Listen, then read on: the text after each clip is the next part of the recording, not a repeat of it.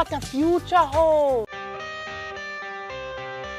I got the cash in the bag, stadium packed. Born a rock star in this life, gonna live it up on the attack. Baby, I'm bad, I just wanna get caught up in this life. I'm crazy, I'm mad, doing no cap. Only God wants you, better go live it up. Cash in the bag, stadium packed. Baby, I'm bad, yeah. Baby, I'm bad. I just wanna stay bad, stay mad. Chip on my shoulder cause they treat me like an outcast. I ain't gonna take.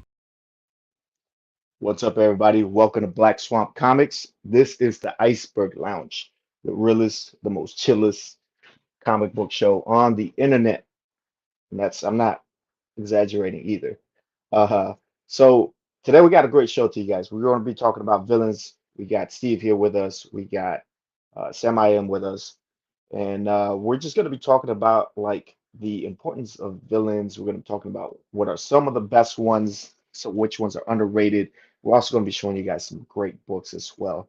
So I'm going to bring in my guest here with got co-host Steve and then Sam I Am. Welcome, guys. What's up, man? What's going on? So I know Sam I Am is like you're like our first guest here on the Iceberg Lounge. So it's really cool. I know me and Steve were talking about like Sam I Am's like that guy'd make a great host. So for anybody joining us who is not familiar with you, which they should be because you're very active in the community, let them know a little bit about you and like some of the stuff that you like to collect. All right, cool. You know, I do have a YouTube channel, although I'm kind of a little bit on hiatus for that, just with, you know, life gets in the way sometimes, get a little bit busy. But I'm pretty much more active on Instagram.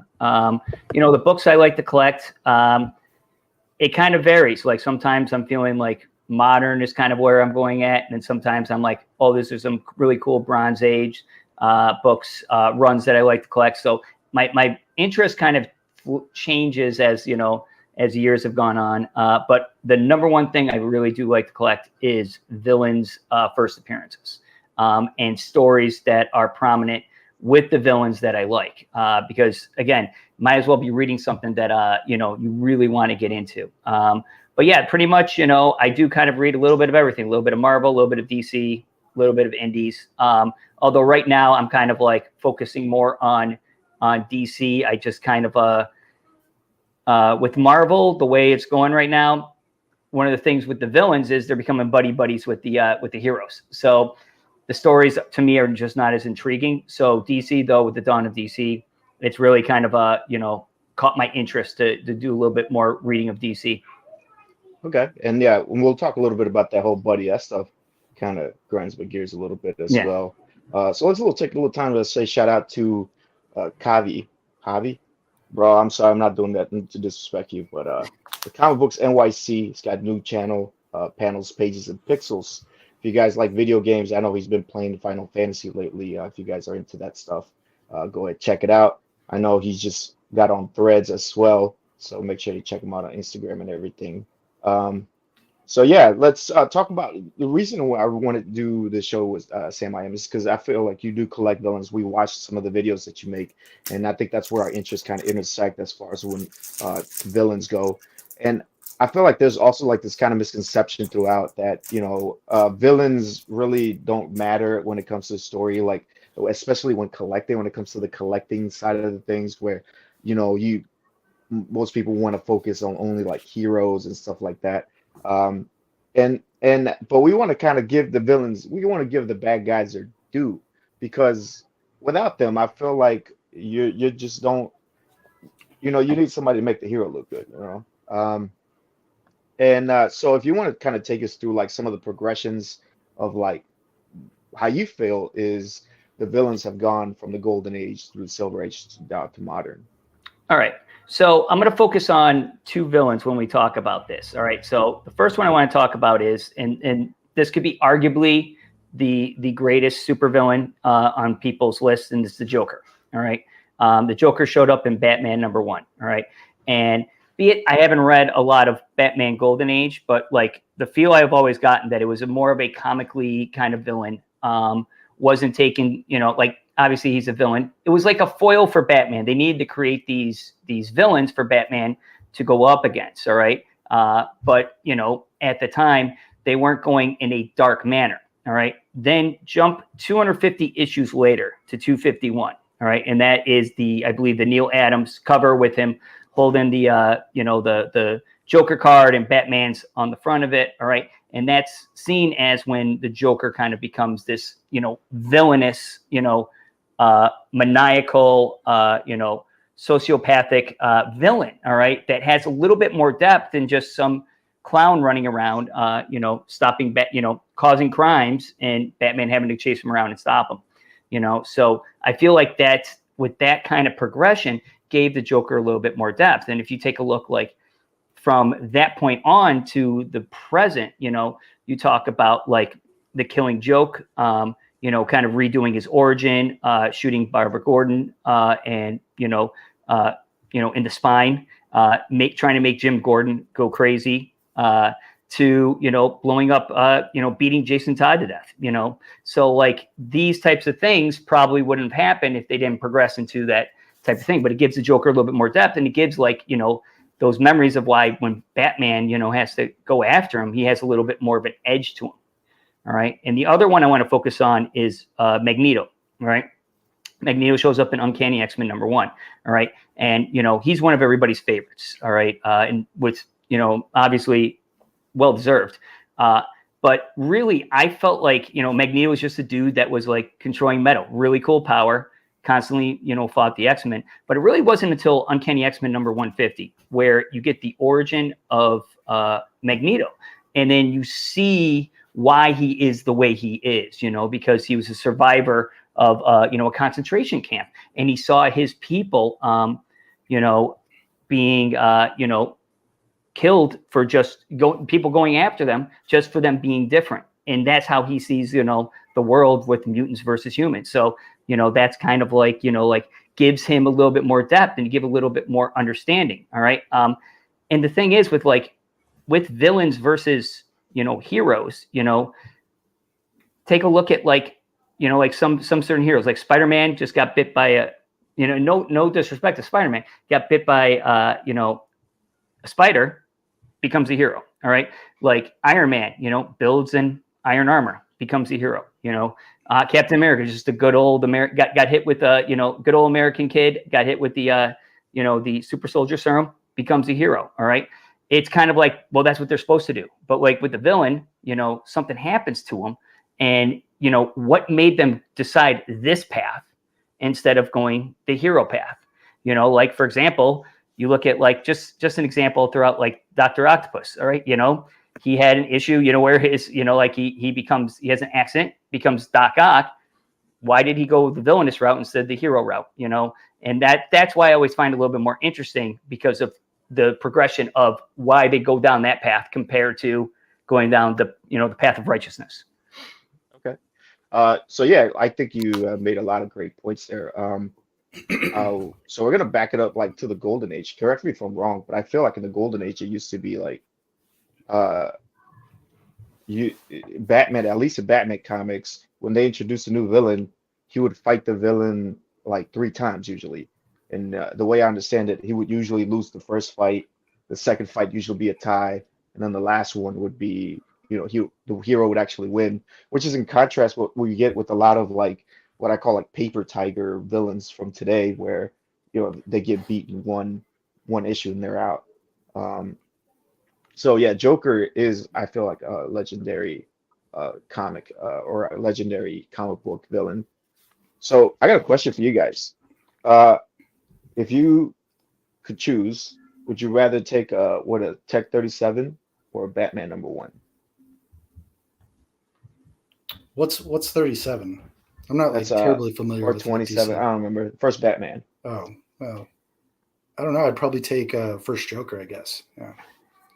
So the Batman. So yeah, Batman 1 is first Joker, first Catwoman, and then Tech 37 or whatever is first Batman. I don't know. I think I'm with you too. I think I'd probably lean more towards the Joker. What about you, Sam? I think would you rather have first Batman or first Joker?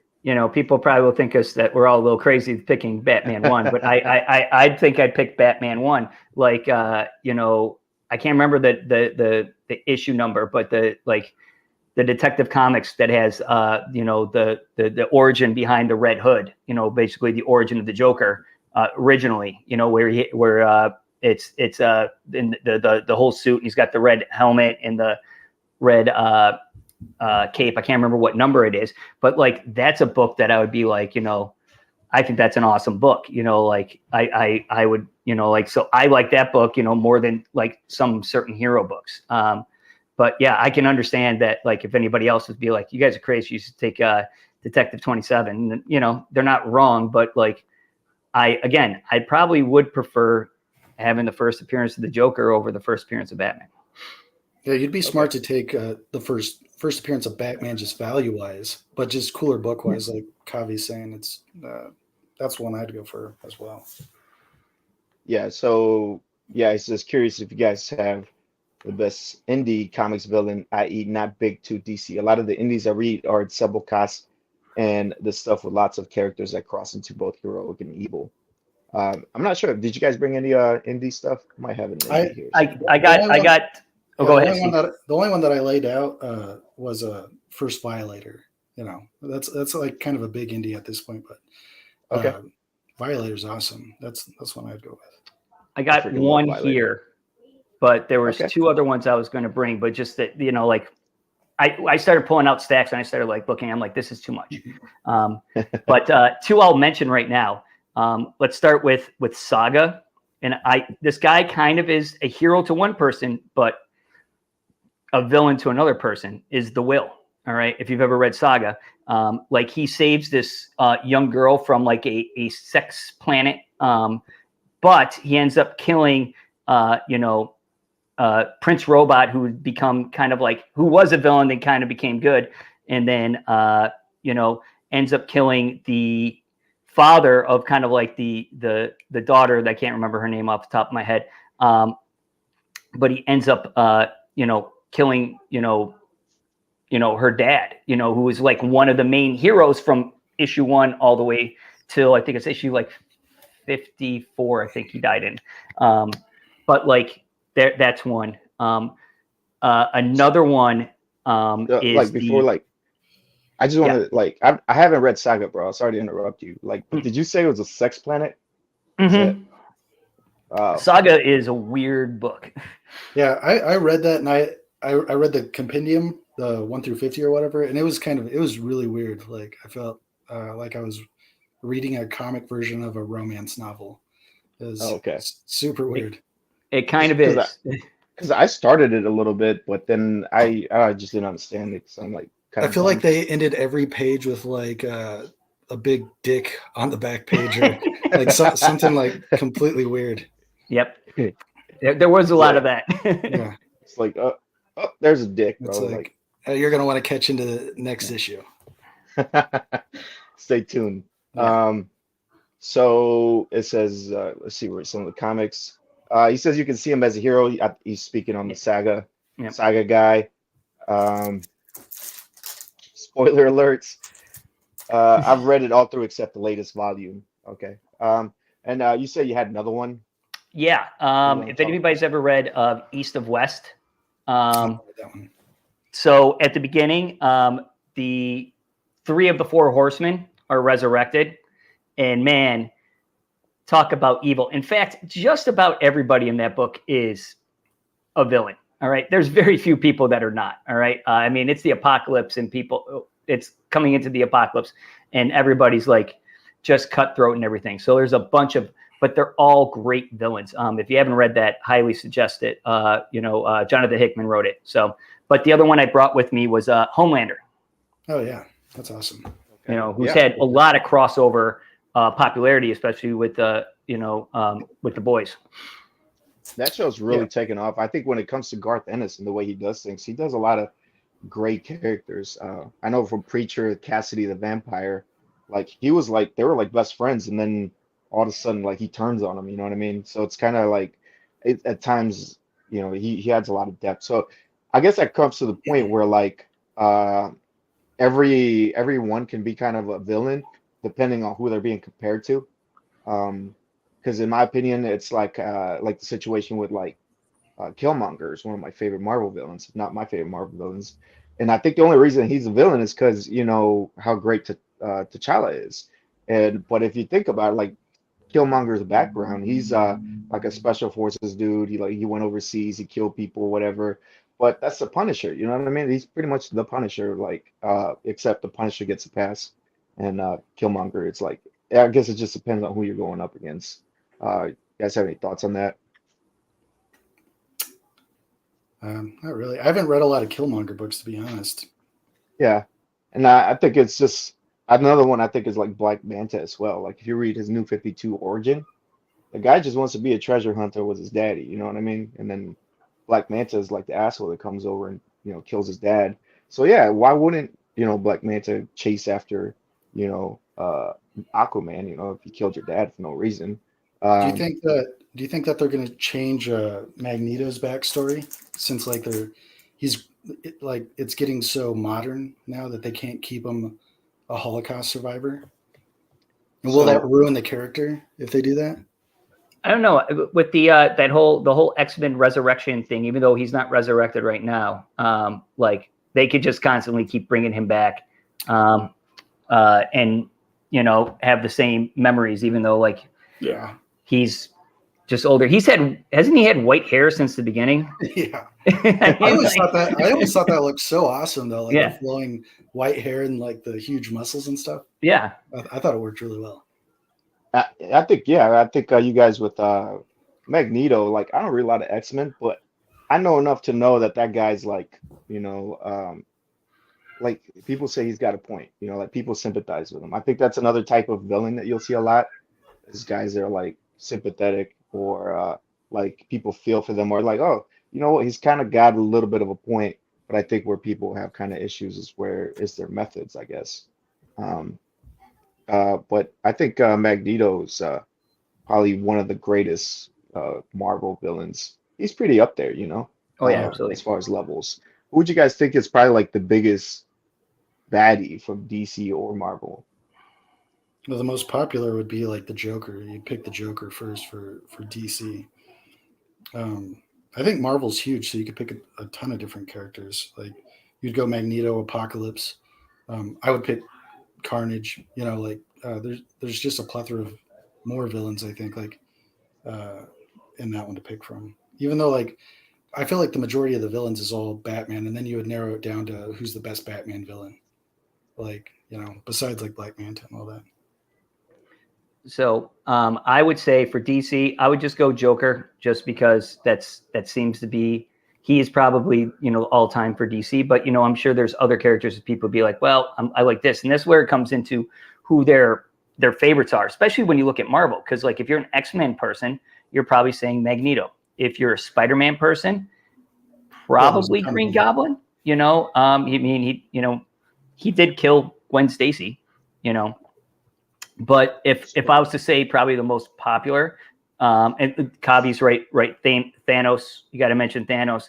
But I would say probably the most popular, so that would probably make him the best, would be Doctor Doom, because that seems to be some character that no matter what you're collecting, it seems like everybody always kind of gravitates to him. Not just like Fantastic Four collectors, but Avenger collectors. I feel even like he pops up in Daredevil sometimes, and like I feel like he's kind of like universally a villain that people do collect, because you always see like people popping up on Instagram or YouTube that are always like, look at this great Doctor Doom cover. Like there's only very few villains that people are constantly always talking about that like that. Yeah, and then I think you have like that upper echelon of like villains that are just kind of like threatening for the whole world. It's like Thanos is on that level, Galactus, Doctor Doom.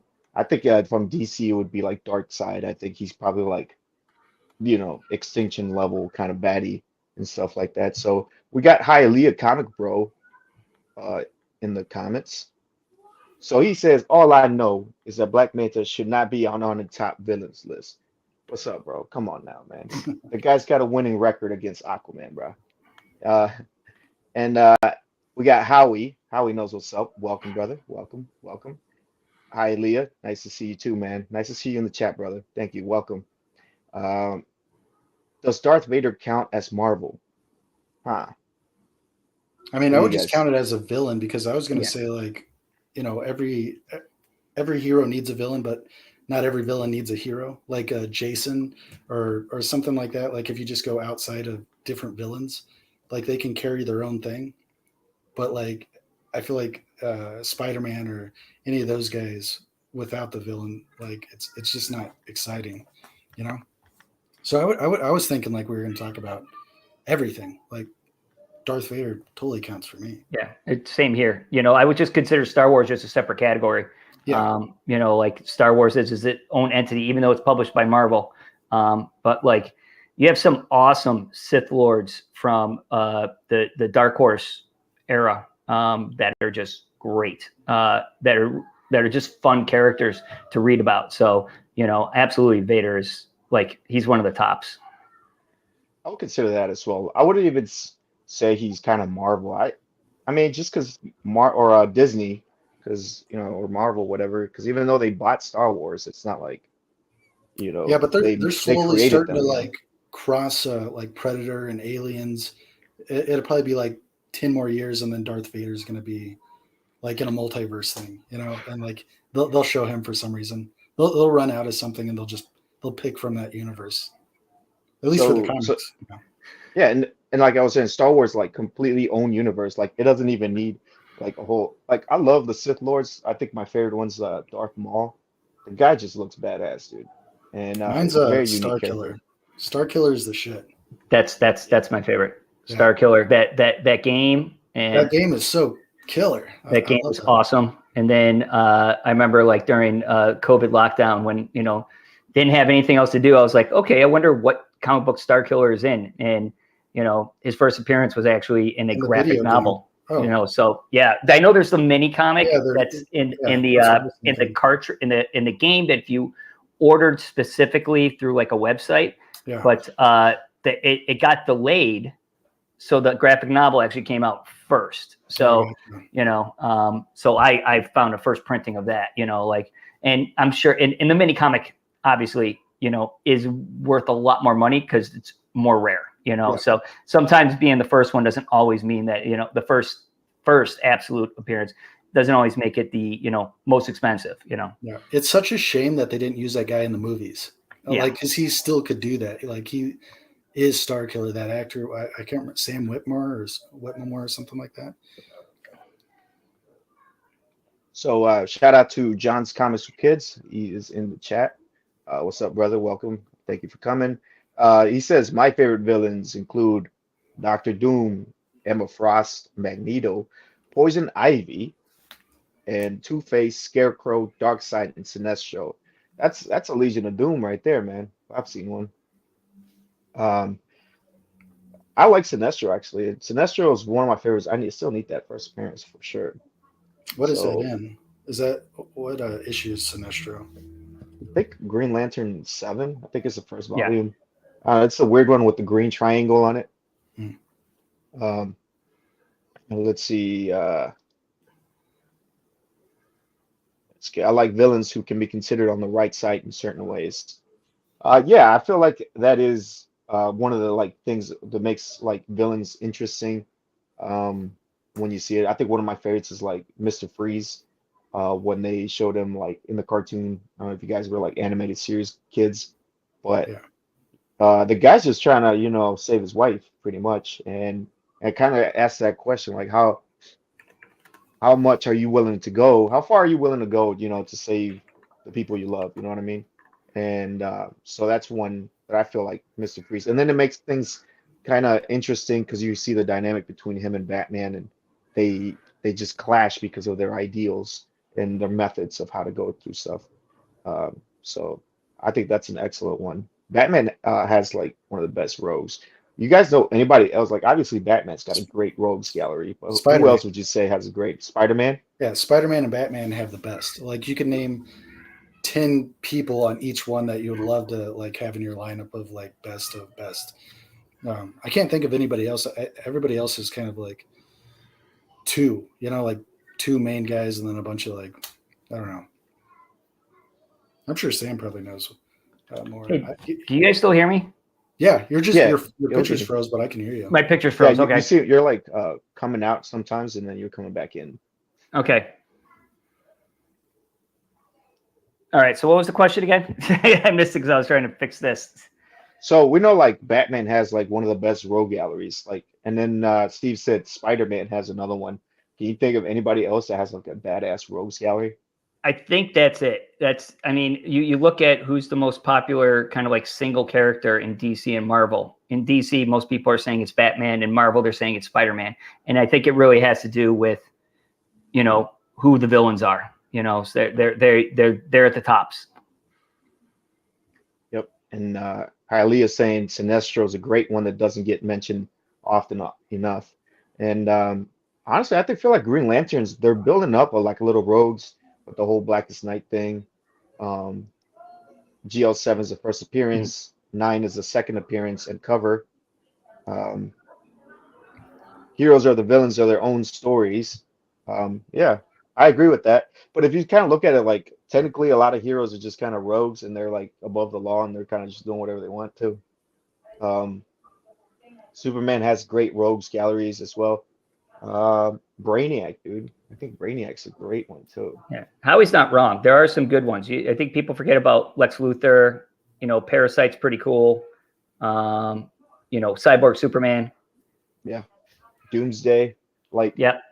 I'm surprised how cheap that book is. Obviously, this high print count, but that if I feel like if it weren't for the high print count and the whole Superman dead craze, that'd be a banger of a book as well. I mean, it's still awesome if you want to get it. Batman villains are amazing. Spidey villains are hot and cold for me. I guess it depends on the stories. You know which one I really like is Craven. What'd you guys think about that trailer? I'm gonna probably watch the movie, but like the whole like getting superpowers from the animals is like pretty goofy. But I wasn't expecting a lot either because it's like in the Sonyverse. So I don't know. Like I know my girlfriend's excited to watch it, so we will go to the show and watch it. I thought it was more violent than I thought it was going to be. Oh yeah, especially I will say that was one thing that kind of caught me off guard. I was like, whoa, what is going on here?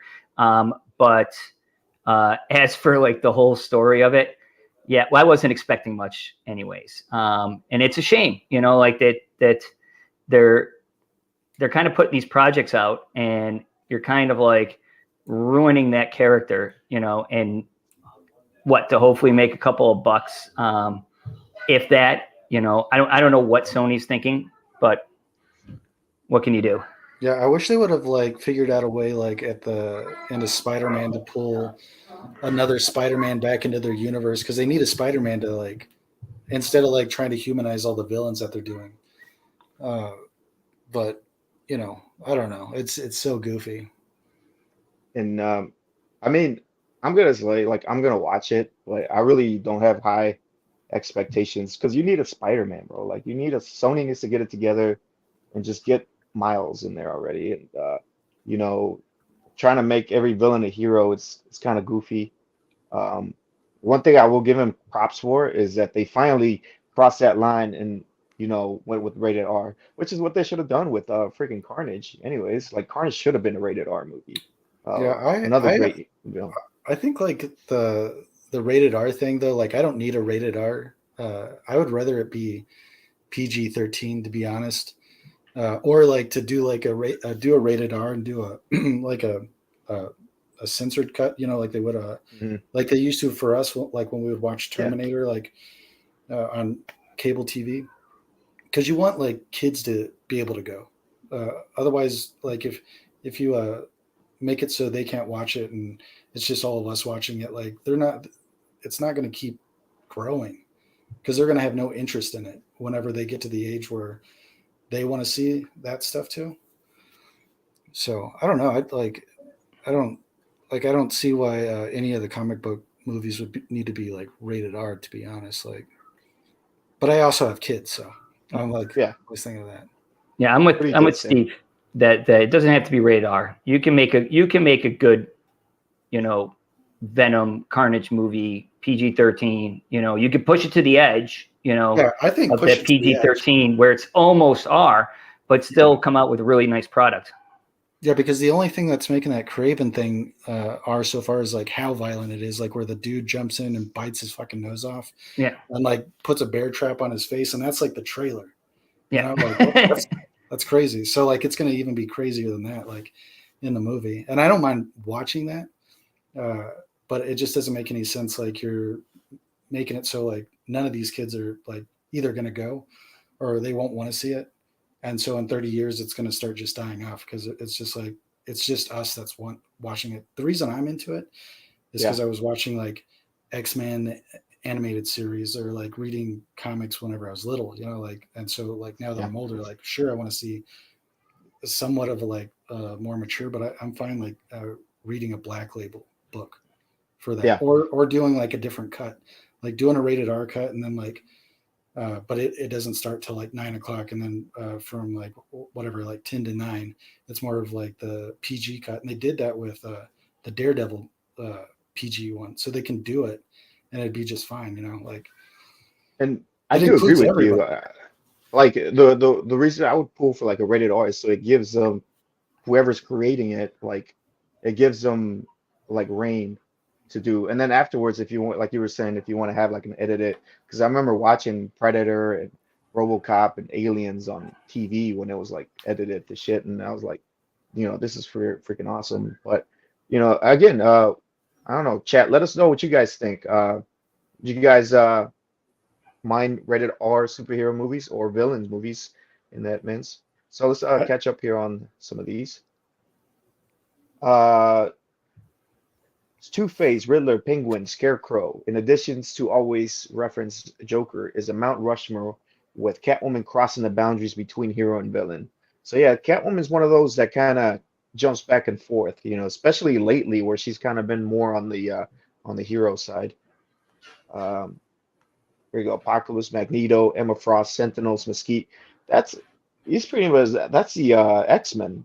Yep. Right? Shadow King, that's all X-Men. Yep, absolutely. That's like something that's an X-Men collector right there, you know, like 100%.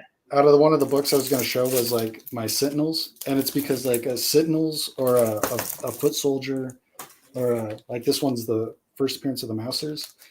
Those are great villains because it lets the hero showcase what they can do. I love those villains. And say hello to Bobby in the chat, man. Welcome, brother. Welcome.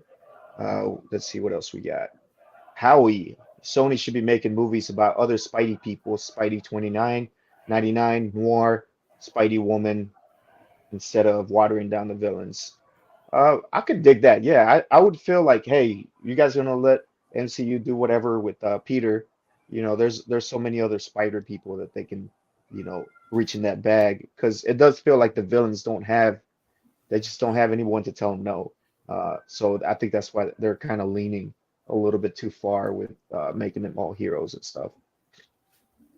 I just think Spidey villains are quite silly in the comics when you think about it. Rhino, Vulture, Scorpion, Sandman, Hydro Man. What do you guys think about that? It's just the same as like, you know, Penguin, Catwoman. Like the names are just ridiculous, but I don't know. I'm biased because like I like Spider-Man better. So. No. You know, it depends. Like, you know, like Scorpion's been one that I've always liked from the beginning. Vulture.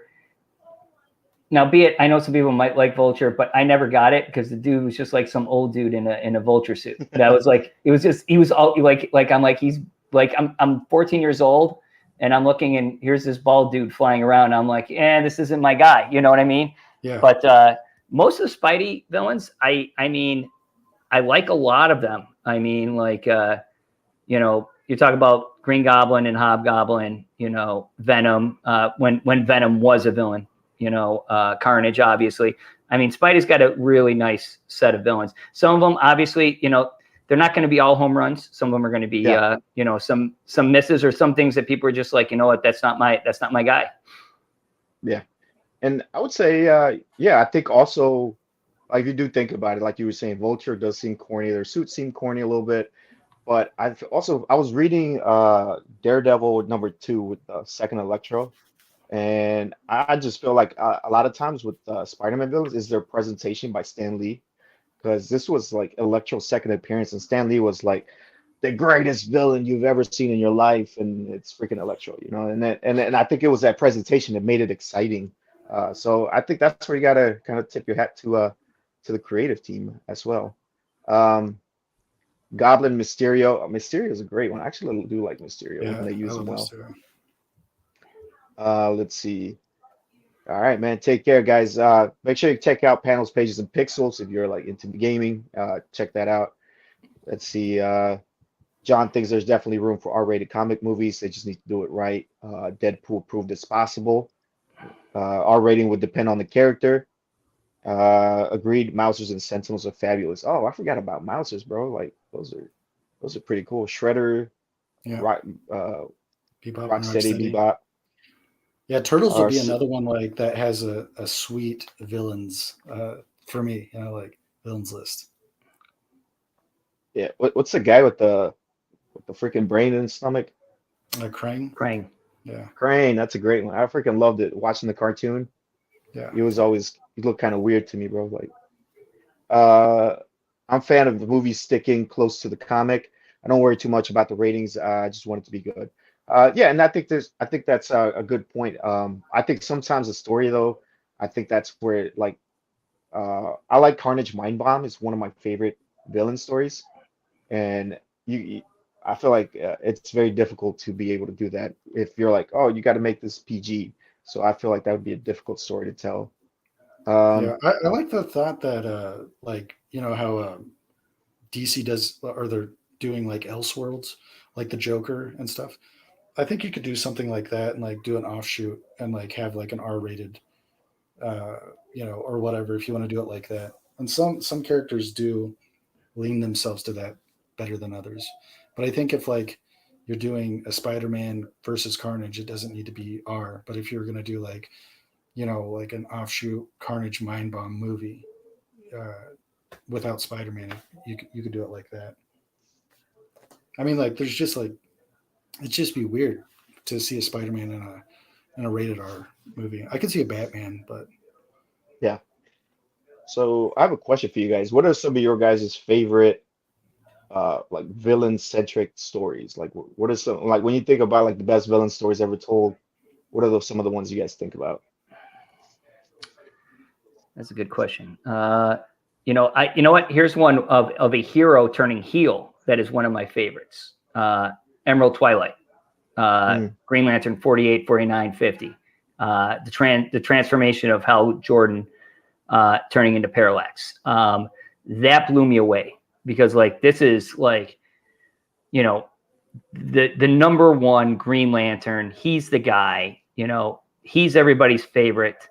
You know, he deals with some trauma of his hometown getting destroyed and trying to recreate it. And the Guardians say no, and he just loses it. And I know it got retconned that he was infected and everything, but at the time, it looked like that was like, you know, that's what he was decided to do. And it was just like he went hard. I mean, he killed Kilowog, a bunch of Green Lanterns, the Guardians, snapping Sinestro's neck. I mean, all of that.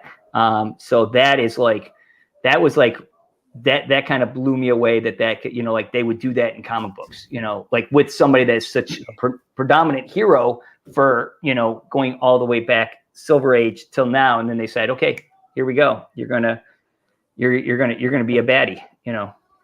and yeah, I think Green Lanterns at that time they were going hard, bro. Like they were putting ladies in refrigerators and stuff at that point. And then it had ramifications all the way through like the Blackest Night. And I always use that as a kind of an argument to say John Stewart is the best Green Lantern because he didn't go around killing a bunch of his buddies. So what do you think, Steve? What are some of your favorite villain oh, stories? I wouldn't say like this is a villain, but just like from like where I started out with this character to where like this story that I read was Michelangelo and the Last Ronin.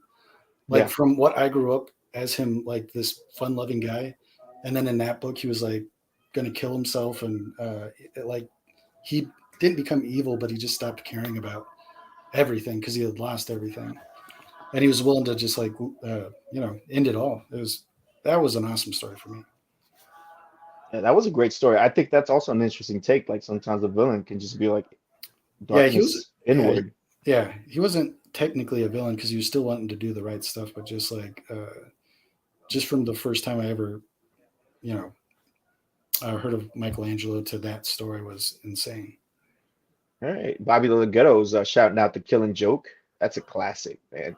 I think for anybody who's coming into comics, for me that was like my gateway into comics. It was the Killing Joke. Comic Head is in the building. What's up, brother? He's a big Galactus guy, dude. A big old Galactus fan. That's a huge villain. Kraven's Last Hunt, another one. That's a classic right there too, as well. It's one of my favorite ones. Let's see. Pinnacle Villain Story. Yeah, that's such a great story. Especially like the ending. Like when I read it for the first time a few years ago, I was like, I did not see it coming. I don't want to ruin it for anybody who hasn't read it, but it's a great one. Yeah, those are all great picks. Yeah, and John's shouting out Sinestro Corps Wars also. So yeah, Sinestro Corps War is awesome because they start killing each other, and then that kind of leads into the Blackest Night where they're getting resurrected. So that's awesome. That's awesome. DC Black Label, the Rogues graphic novel was good. Made Captain Cold seem pretty badass.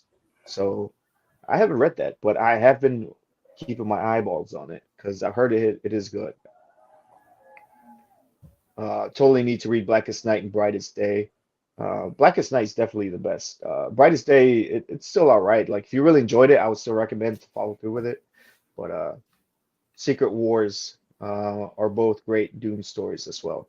So I'll have to check those out as well. And for me, I think this is gonna be like, I think Mind Bomb. Like I think I already announced this is Carnage Mind Bomb. For me, that was like awesome because it kind of showed Carnage unhinged. Like Carnage is not like, every once in a while you have these villains that are not redeemable. Like there's no way you should be trying to make these guys heroes. And I think that's Carnage is one of those. He's a freaking serial killer, bro. Like he's not gonna be out here, saving damsels in distress. He'll probably split them up, but he won't save them. Yeah, they tried doing that in Axis, to make Carnage redeemable, turn into a hero. He started being evil. And I read 2 issues and I was like, this sucks. Yeah. This fucking sucks. Yeah. People who like Carnage do not like Carnage for it being good. Yeah. They like Carnage because he is who he is. Yeah. Another great Carnage story that I really like is Carnage USA. Yeah. Yep. Those are some great Clayton Crane covers. Really crazy story. Good stuff there too. Yeah, I think that takes place in Colorado. I think so. I can't remember. I haven't read it in a while. Yeah, I think it does take it's in Colorado, and it's really amazing Clayton Crane artwork in there. Dude, Clayton Crane is the best symbiote artist almost. I would say Bagley, but Crane's right there with him. All right. So yeah, shout out to Kenny, man. He's doing that show, man, with the music and stuff. I've been digging it, man. I took some of that audio, made it real. It's a little catchy, bro. I'm not gonna lie. So anybody needs to check that out. So we're gonna take a break here. We got to pay some bills. We're gonna run an ad real quick from our sponsors, and after we come back, we're gonna be doing a little bit of show and tell. So you guys, we'll be back in a second. Do you wonder what the future holds? Call Miss Cleavon and let me tell you. Miss Cleavon, my boyfriend wants to get engaged, but I don't think I'm ready. Go to the crossroad at midnight. Light a blue candle and bite the head off 2 chicken. He will be dead before sunrise. Wow, thanks. Put your fate in my hands. What are you wearing? The turban of enlightenment, the robes of revelation, and some crotchless panties. Is this 976 Spank Me? It is if you want it to be. So pick up the phone and call Miss Cleavon today. Help me make a fortune. Oh, read your fortune. Call me.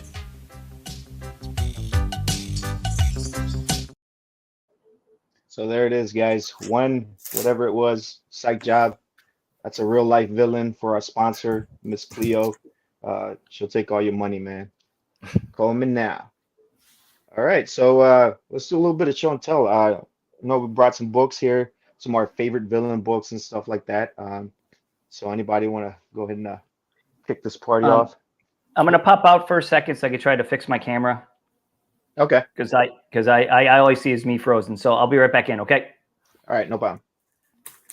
Yeah, I mean, like, I already kind of showed like these two books, the TMNT #2. Yeah, the Mouser. Yeah, and X-Men 14 Sentinels, and then the other books that I didn't show, like my favorite modern day villain, and this was thanks to you actually, was that Venom 3 First Null. That's awesome. I'm like hoping like they do some cool shit with him in the future, which it kind of seemed like they were hinting to like at the end of Venom and stuff. So we'll keep our fingers crossed for that. And then my X-Men 1, my first Magneto. Yeah, Magneto. Yeah, those two favorite, older villain, favorite newer villain. I didn't want to show my Carnage because, like I told you, I feel like I show them all the time. I think everybody knows I like Carnage, so I pick some. It's an epic Carnage collection. Shout out to Unruly is in the building, man. Shout out to him, man. Thank you for stopping by. All right.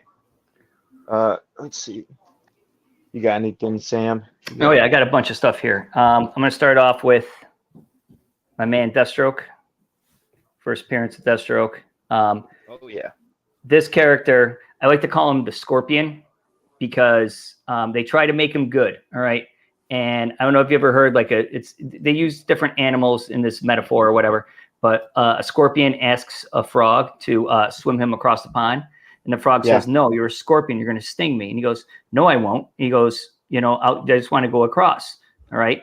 So they're swimming. The frog takes a scorpion. He's swimming across and the scorpion stings him. And the frog goes, look what you did. Now we're both going to drown. Why'd you do that? And he says, because I'm a scorpion. All right.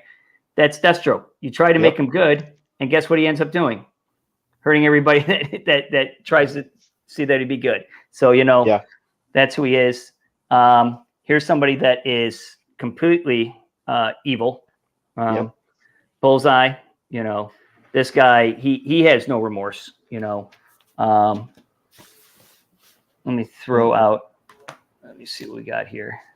If you guys haven't read Deathstroke New 52 out here, man, that's an amazing run. It feels like Mortal Kombat Tower where Deathstroke's like fighting everybody. Then we got, of course, somebody I mentioned earlier, Parallax. My man, Superboy Prime. Superboy Prime.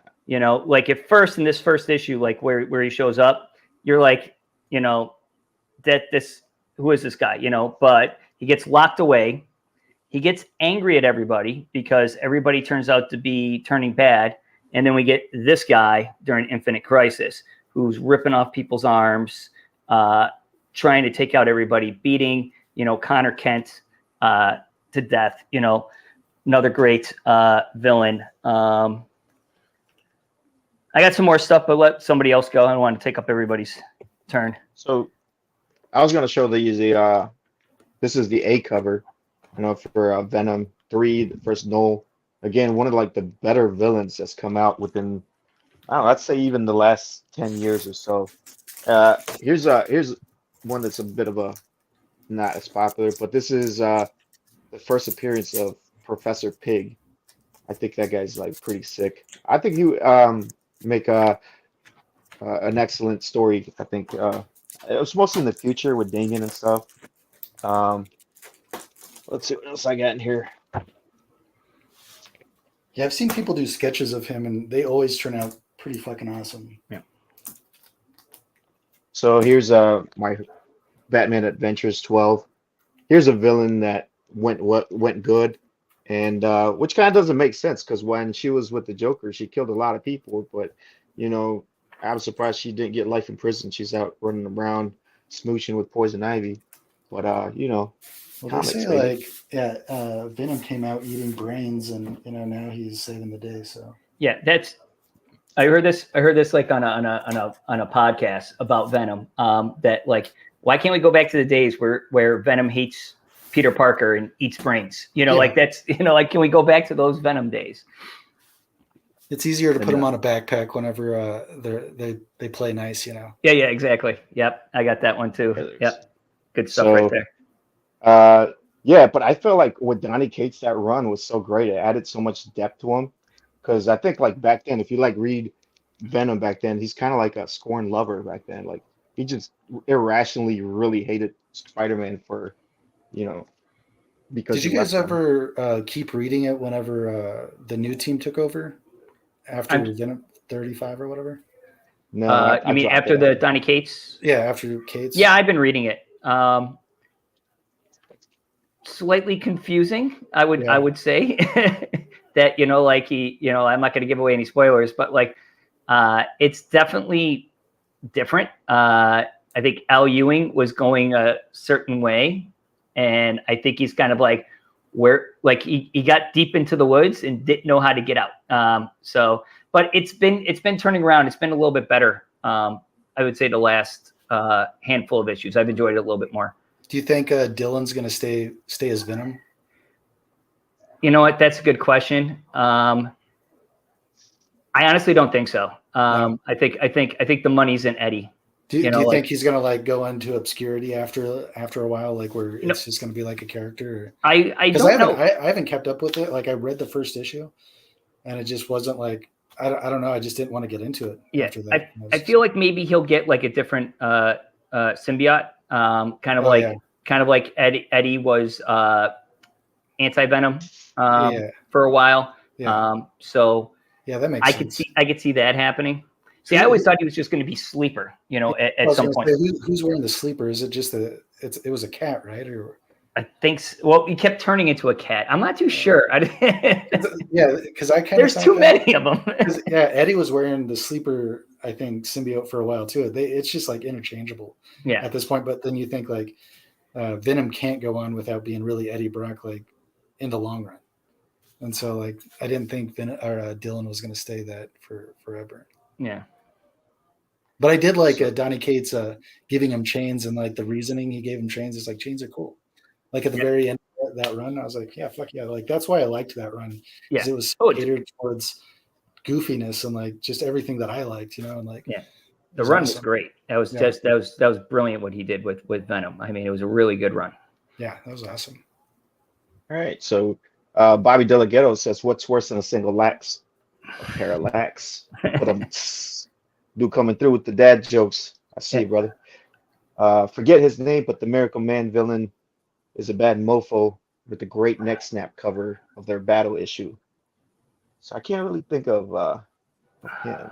Was it like I might be wrong because I've never read Miracle Man, although that's something I should read. Wasn't like it sounds ridiculous. Isn't like Miracle Man Jr.? No, it can't be. It's I can't remember, but like I remember looking, for that book, and that book's always priced high.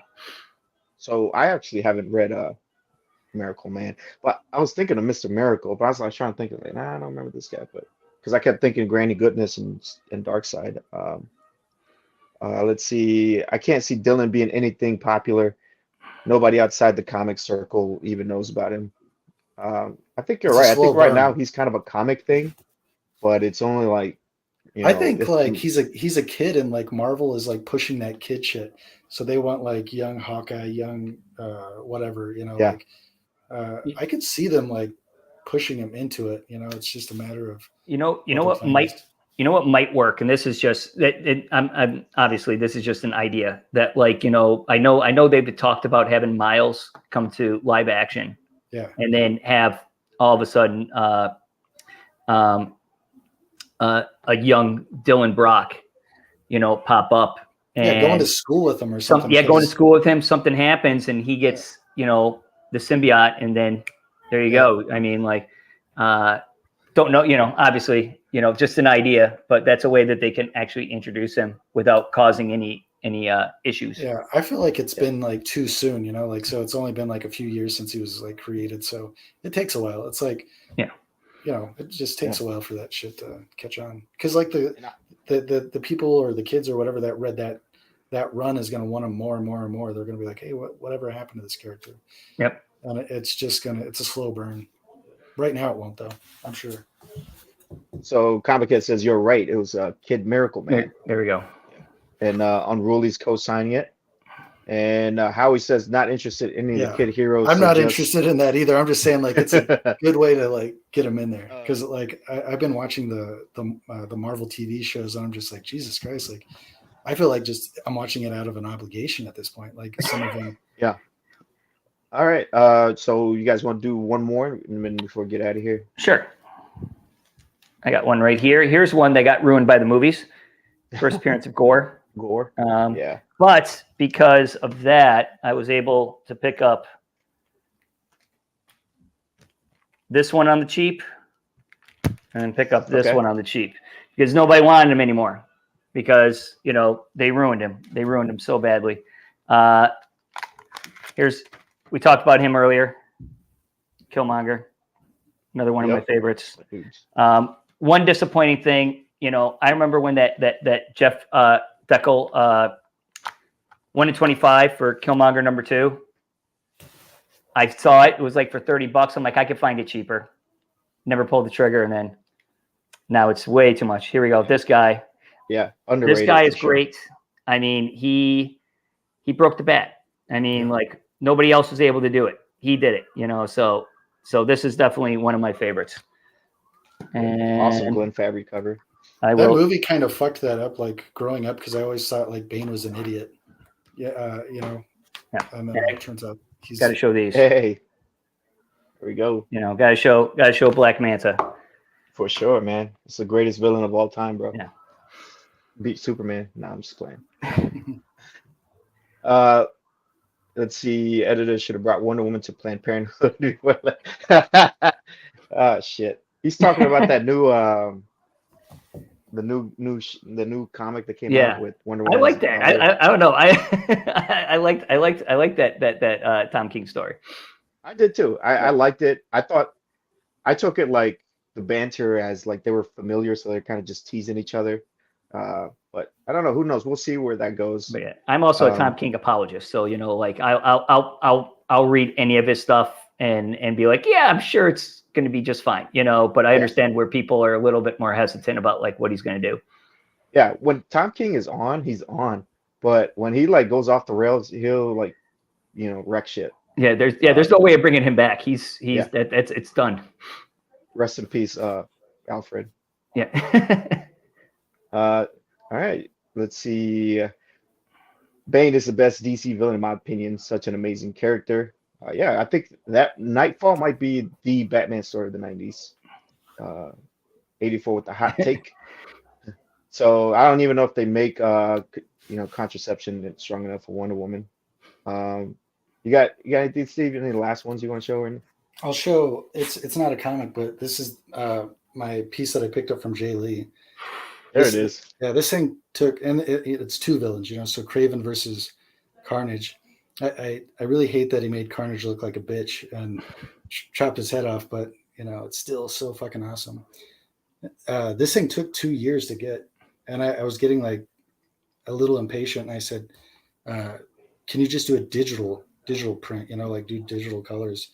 And he ended up doing it the right way. Like, and his wife June Chung did a watercolor for me, and it looks pretty fucking amazing. It came out badass. It looks great. Yeah, I love this. It's amazing. It made me like I have it right here on my wall too, but I just made a print of it. He said like I shouldn't keep this in a frame at all, like really, because like it's just going to deteriorate. So I made like almost all like 80% of my stuff prints, and I'm keeping everything in the book because like the stuff it's hard to come by for one thing. Like that took me 2 years to acquire, and it's like. It's pricey, so I should probably just take care of it more than just like look at it on my wall and all that stuff. So Howie says, "Rest in peace, Carnage. Magical Lion Blood wins this time." Yeah, that actually helped me get my 9.8. Was that movie because that book was like I don't know, like $1,300 or some shit, and then after that movie, it dropped to like I got mine for like $3.25. So I was like, thank God, you know. Yeah, there you go. Yeah, again, it stinks that the movie, you know, doesn't work out very well, but you can get the books cheaper. I mean, Yeah. I liked Aquaman. I think a lot of people thought it was so, but it definitely dropped the value of Black Manta, allowed me to get that first appearance. So, you know, Yeah, I'm okay with the movies not being good all the time if it's the first appearance that I want. I brought this one out, but I didn't show up. But that's my Aquaman, and I bought this book too for like I can't remember. I told Leo, and I think it was like $30. I was like, holy shit! I mean, I graded it myself, but like just to get the book, I was like, Jesus Christ, that's so cheap. All right. So I'm not gonna show anything just because I can't top that. And so we're gonna do a giveaway before we get out of here for everyone in the chat. Let's see if I'm trying to get all these names. Make sure I get them in here. I know John was in here. Did you set something aside? Because I have something put aside if you want me to do it tonight. Oh, yeah, I should probably show you guys what I was. You want me to do this one? Because I did like a little villain thing. Yeah, let me blow you up, and then so you can show what you got. Yeah, I should probably show that. And I'll work on the wheel. Yeah, I mean they're not all villains, but I thought these would be cool. Spawn 2, First Violator. Nice. This one has like a crazy villain. This one's signed by Tony Fleece. The villain is I think he's called the Master, and he's like the Cruella de Vil of this series. This one's a Crow book signed by James O'Barr. Nice. And then this one's a Tick book signed by Ian Chase Nichols with a little remark on the side. Thought that was kind of cool. Nice. I figured I'd just set a little giveaway tonight. All right. Thank you. So on the wheel, I'm going to show the wheel. Make sure that I'm putting everything. Hold on real quick. Make sure I got everyone on the wheel. John Hialeah was in here. Hialeah? Yeah. Got him in there. All right. Hialeah. Probably misspelled that, but that's what we do here. And then is that everyone? Unruly, Kavi, Howie, John, 84, Tim, Bobby, Hialeah. I'm gonna run through it one more time. Make sure I got everyone. Looks like that was everyone that was in the chat. So yeah, if you were just watching at some point, if you just want to drop something in the comments, I'll get you on there. And so we'll roll it with this, and then we'll see who gets the prize from Steve. All right, Sam. What's a good number for me to shuffle this thing? Let's do 3. 3. Uno, dos, tres. And we're gonna spin this bad boy. This is for the Violator. All right, sweet. Kavi. Kavi, nice. Very nice. So you end up getting the price. So you know what? I'm gonna keep them in there just because that was the original intention of me giving out my stuff. I should switch it up and send him like an original art piece instead, because he's like super into that. Because I think I have something like he would like. Yeah, you can add an AOK for him in there as well. All right, and then I'll be giving away this. This came out this week. This is First Blood. This is the first appearance of the new character Insomnia. Now, there was like some talk about how this first appearance was in the preview issue, but that was actually it was him, but he was presenting himself as Bruce Wayne, if that makes sense. It's kind of like the whole thing with Mystique and stuff. So I do consider this his first appearance. And then this is the Cult of Misery. I believe this is the first appearance as well. Yeah. So anti-venom and Carnage mixed together. And also be giving away a graphic novel. One of my favorite Joker stories of all time. This is by Brian Azzarello and the art by Lee Bermejo. This is what put Lee Bermejo on the map for me, and also I think that this is like a story that really inspired the Heath Ledger version of the Joker, which is one of my favorite versions. All right, so let's see. Let's run this bad boy. All right, Sam, what's a good number for this time? Let's do 5. Uno, dos, tres, cuatro, cinco. And then run it.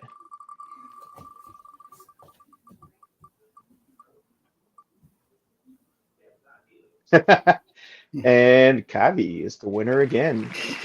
All right, awesome. We're going to be stacking prices on you. All right, sweet. So there we go. Awesome. Thank you, everyone, for coming. And let me take down this wheel. So what you guys got? Anything going on? I'm going to Omaha Comic-Con like in 2 weeks. That should be fun. How far is that from you? I'm flying out there to go see Green Jello, and I'm taking nice. taking like my Maximum Carnage video game and like a Maximum Carnage book, and like hopes to get the singer to sign it since they did the soundtrack for the game.